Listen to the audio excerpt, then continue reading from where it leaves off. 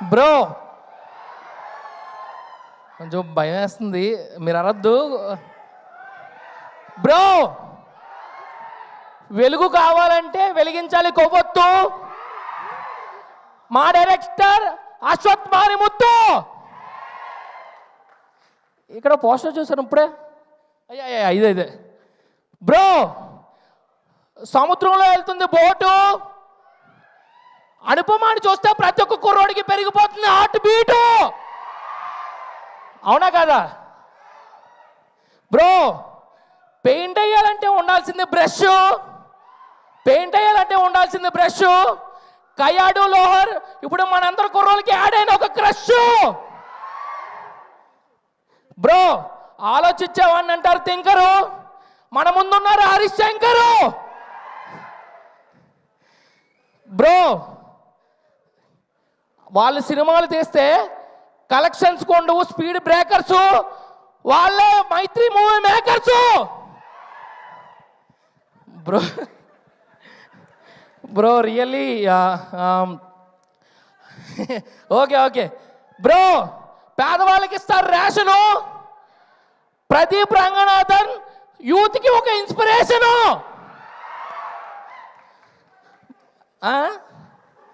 Okay మీరందరూ వజ్రాలు bro.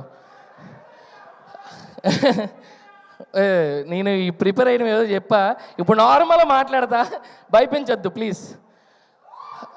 Okay so Krishna Nagar నుంచి ఫిల్మ్ నగర్ రావాలంటే 3 కిలోమీటర్లు 30 నిమిషాలు, జోబులు 20 రూపాయలు ఉంటే సరిపోద్ది. కానీ అదే కృష్ణానగర్ నుంచి యాక్టర్గా ఫిల్మ్ నగర్ రావాలంటే చాలా కష్టపడాలి.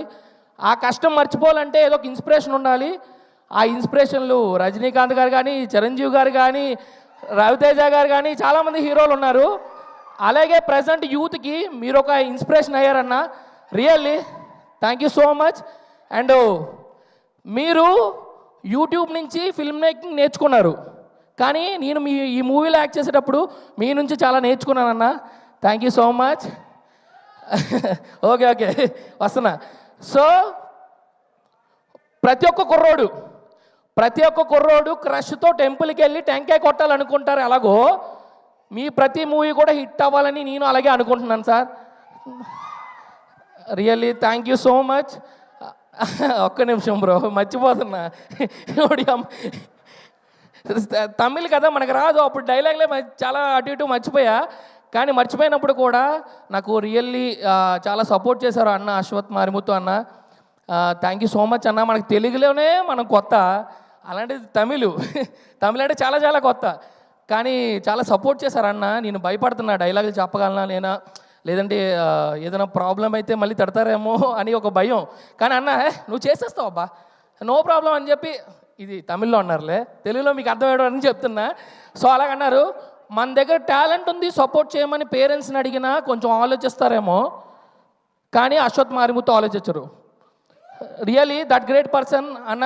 మీరు చాలా సపోర్ట్ చేశారు కాబట్టి నేను ఈ మూవీ చేయగలిగాను. And thank you so much. Finally నేను ఏవేవో మర్చిపోయి ఏదేదో మాట్లాడుతున్నాను. ఇక్కడికి వచ్చిన పెద్దవాళ్ళందరికీ thank you so much. And love ఫెయిల్యూర్తో ఎక్కడెక్కడో బాధపడుతున్న వాళ్ళందరినీ గుండెల్లో నిప్పు రాజేసిన మన సాయి రాజేష్ గారు కూడా ఇక్కడే ఉన్నారు. బ్రో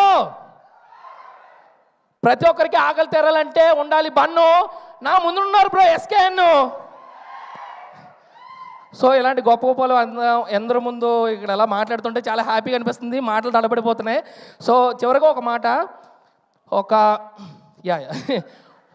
ఒక ఆటో డ్రైవర్గా ఉన్నవాడు ఇలాంటి ఆడిటోరియంలో నుంచొని మాట్లాడుతున్నాడంటే నాకు చాలా సపోర్ట్ చేసిన ప్రేక్షకులందరికీ లవ్ యూ సో మచ్.